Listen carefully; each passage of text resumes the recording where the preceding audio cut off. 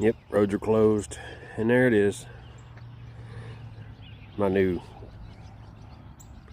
lakefront property. Hey, you know what, guys? If you're gonna turn on my driveway, at least stay in the driveway. I mean, you tore it up there. People that can't drive who don't understand that, oh, look, you can't drive through the ditch. Come on. But yeah.